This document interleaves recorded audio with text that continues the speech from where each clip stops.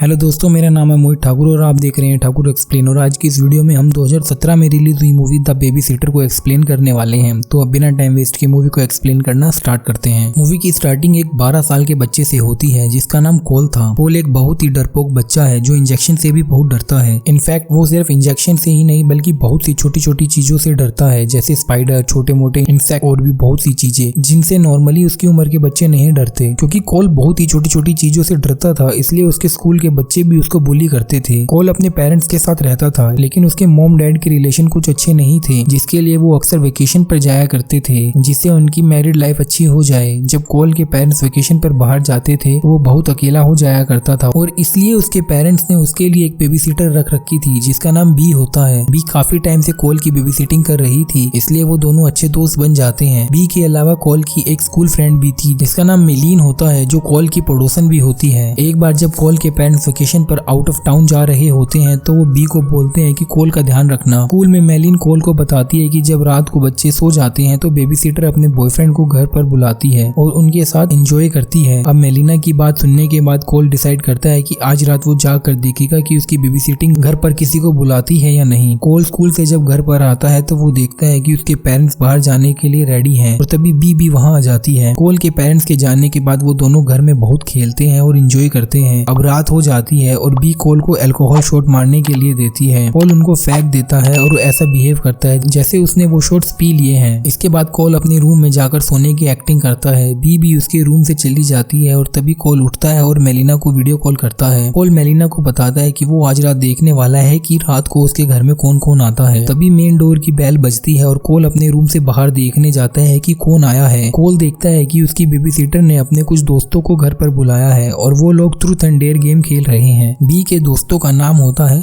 Max, John, Allison, Sonia और Samuel. वो लोग अपनी गेम स्टार्ट करते हैं और बी को डेयर मिलता है जिसमें उसको वहाँ बैठे सभी को किस करना था। बी वहाँ बैठे अपने सभी फ्रेंड्स को किस करती है। जब वो सैमुअल के पास आती है तो वो थोड़ा डर जाती है। बी उसको किस करती है और कंफर्टेबल फील कराने की कोशिश करती है। सैमुअल को किस करने के तुरंत बाद बी अपनी पॉकेट से नाइफ निकालती है और सैमुअल के सर में मार देती है। बी के सभी दोस्त सैमुअल के सर से निकल रहे ब्लड को एक कप में कलेक्ट करने लगते हैं। इसके बाद बी एक बहुत पुरानी सी बुक निकालती है जिसका नाम डेविल्स बाइबल बताती है। बी कहती है कि ये दुनिया में एक आखिरी बुक बची हुई है जिसको पढ़ते वक्त बलि दिए हुए इंसान का खून लगाना होता है और ऐसा करने से यहाँ मौजूद सभी लोगों की विशेष पूरी हो जाएगी। इस काम को पूरा करने के लिए उनको एक बच्चे का खून भी चाहिए था और वो बच्चा अब कोल होने वाला था। कोल ये सब देखकर बहुत डर जाता है और अपने रूम में चला जाता है। अपने रूम में जाकर कोल पुलिस को कॉल कर देता है और उनको सब कुछ बता देता है। इसके बाद कोल डिसाइड करता है कि वो घर से भाग जाएगा और ऐसा करने के लिए वो अपने कपड़ों से एक रस्सी बनाता है जिससे वो अपने रूम की विंडो से जंप करके भागने वाला था। लेकिन उससे पहले ही कोल को बी के रूम में आने की आवाज आ जाती है और वो फिर से जाकर अपने बेड पर सोने की एक्टिंग करता है। कोल और उसके फ्रेंड रूम में आते हैं और एक इंजेक्शन के थ्रू उसका खून निकालते हैं। वैसे तो कोल को इंजेक्शन से बहुत डर लगता था, लेकिन यहाँ पर कोल अपने आप को बहुत मुश्किल से संभाल लेता है। बी अपने फ्रेंड्स को बताती है कि मैंने कोल के अल्कोहल शॉट्स में नींद की गोली मिला दी थी, तो अब वो सीधा सुबह ही उठेगा। बी और उसके फ्रेंड्स कोल के ब्लड लेकर रूम से चले जाते हैं। उनके जाने के बाद कोल उठता है और वो वहाँ से भागने के लिए विंडो की तरफ जाता है, लेकिन भागने से पहले ही बी वहाँ आ जाती है। क्योंकि उन लोगों ने कोल का ब्लड निकाला था, उस वजह से कोल वहीं पर बेहोश हो जाता है। कुछ देर बाद जब कोल को होश आता है तो वो देखता है कि वो एक चेयर से बंधा हुआ है। बी और उसके फ्रेंड्स उसके सामने खड़े हैं। कोल ऐसे बिहेव करता है जैसे उसको कुछ भी नहीं पता और फिर बी से क्वेश्चन करता है कि तुमने मेरा ब्लड क्यों निकाला। बी को कोल की बातों पर विश्वास हो जाता है और वो कोल से झूठ बोलती है कि उसने उसका खून अपने एक साइंस प्रोजेक्ट के लिए निकाला है। कोल बी से बोलता है कि अगर तुम मुझको ऐसे ही बता देती कि तुमको मेरा ब्लड अपने साइंस प्रोजेक्ट के लिए चाहिए था तो मैं तुमको ऐसे ही दे देता। अब बी को कोल पर पूरा विश्वास हो जाता है कि उसको कुछ नहीं पता और वो एलिसन को कोल को फ्री करने के लिए कहती है। तभी वहाँ पुलिस आ जाती है और फिर बी समझ जाती है कि कोल ने ही पुलिस को बुलाया है। पुलिस गेट तोड़कर घर के अंदर घुसती है और तभी मैक्स एक पुलिस ऑफिसर को मार डालता है। इसके बाद बी दूसरे पुलिस ऑफिसर के पीछे जाती है और उसको भी मार डालती है। अब वो दोनों पुलिस ऑफिसर को मार देते हैं, लेकिन बाकी के पुलिस ऑफिसर उनसे वॉकी पर सिचुएशन के बारे में पूछ रहे थे। पुलिस ऑफिसर को जवाब सिर्फ पुलिस कोर्ट में दिया जा सकता था और इस बारे में सिर्फ कोल को ही पता था क्योंकि वो हमेशा से पुलिस ऑफिसर बनना चाहता था। बी कोल से उन कोर्ट्स के बारे में पूछती है। मैक्स वॉकी के थ्रू ऑफिसर्स को बताता है कि यहाँ सिचुएशन अंडर कंट्रोल है। इसी दौरान कोल अपनी रस्सी को काट कर खोल देता है और अपने रूम की तरफ भागता है। जॉन कोल को पकड़ने के लिए उसके पीछे जाता है और जैसे ही वो उस तक पहुंचता है कोल उसको पुश करके नीचे गिरा देता है। जैसे ही जॉन ग्रिल से नीचे गिरता है तो उसकी नेक पर एक शार्प ट्रॉफी लग जाती है और वो वहीं मर जाता है। अब कोल अपने रूम में चला जाता है और विंडो से घर से बाहर निकल जाता है। कोल अपने घर के बेसमेंट में जाकर छुप जाता है जहाँ बहुत सारे स्पाइडर्स होते हैं, लेकिन वो यहाँ भी अपने डर पर कंट्रोल कर लेता है। कुछ देर बाद सोनिया कोल को ढूंढते हुए बेसमेंट में आ जाती है, जिससे बचने के लिए कोल उस पर एक रॉकेट चला देता है, लेकिन सोनिया उससे बच जाती है और कोल का पीछा करने लगती है। जैसे तैसे बच के कोल उस बेसमेंट से भी बाहर आ जाता है और सोनिया को उसी बेसमेंट में बंद कर देता है। इसके बाद कोल एक बग स्प्रे लाता है और उसको सोनिया पर मारता है। स्प्रे और फायर के रिएक्शन की वजह से एक धमाका हो जाता है जिसमें सोनिया जल जाती है। इसके बाद मैक्स कोल को मारने के लिए उसके पीछे भागता है। कोल भागकर एक ट्री हाउस में चला जाता है, लेकिन मैक्स वहाँ भी आ जाता है। उस ट्री हाउस में उन दोनों की फाइट होती है। तभी उसका पैर वहाँ अचानक से फिसल जाता है और मैक्स के गले में एक लटकी हुई लकड़ी घुस जाती है और मैक्स की भी वहीं पर मौत हो जाती है। अब कोल वहाँ से उठता है और भागने का ट्राई करता है, लेकिन तभी वहाँ पर बी आ जाती है और एक शॉटगन से कोल पर अटैक करने लगती है। कोल जैसे तैसे बचकर अपने नेबर मेलिना के घर पहुंच जाता है और वहाँ उसको पुलिस को कॉल करने के लिए कहता है। मेलिना कोल की इस ब्रेवरी को देखकर उसे इम्प्रेस हो जाती है। मेलिना उसको किस करती है और फिर कोल मेलिना की लाइफ सेव करने के लिए उसके घर से वापस अपने घर आ जाता है। जैसे ही कोल अपने घर वापस आता है तो वो देखता है कि उसके घर में सब कुछ क्लीन हो चुका है, लेकिन एलिसन वही बेहोश पड़ी थी। वो एलिसन को देखने उसके पास जाता है और तभी वो एकदम से होश में आ जाती है और उस पर अटैक कर देती है। एलिसन जैसे ही कोल को मारने वाली होती है तभी वहाँ बी आ जाती है और एलिसन को अपनी शॉटगन से शूट कर देती है। इसके बाद बी कोल के पास उसको मारने के लिए जाती है, लेकिन तभी कोल बी की वो बुक उठा लेता है और उसको जलाने की धमकी देता है। ये देखकर बी बहुत डर जाती है क्योंकि उसके पास ये एक ही बुक थी। फिर वो कोल को ना मारने का प्रॉमिस करती है। वो कोल को बताती है कि मैंने बहुत बार इस बुक का यूज किया है, ऐसे मेरी काफी विशेष भी पूरी हुई हैं। वो कोल को ये भी बताती है कि कोल फर्स्ट बच्चा नहीं है जिसके साथ उसने ऐसा किया है, इससे पहले भी उसने बहुत बच्चों के साथ ऐसा किया है और अपनी विशेष पूरी की है। अब वो कोल को बोलती है कि तुम पुलिस को बुलाओ और उनसे कहो कि उसके सभी फ्रेंड ने उसको मारने की कोशिश की और बी ने उसको बचाया है। वो कहती है कि अगर तुमने ऐसा किया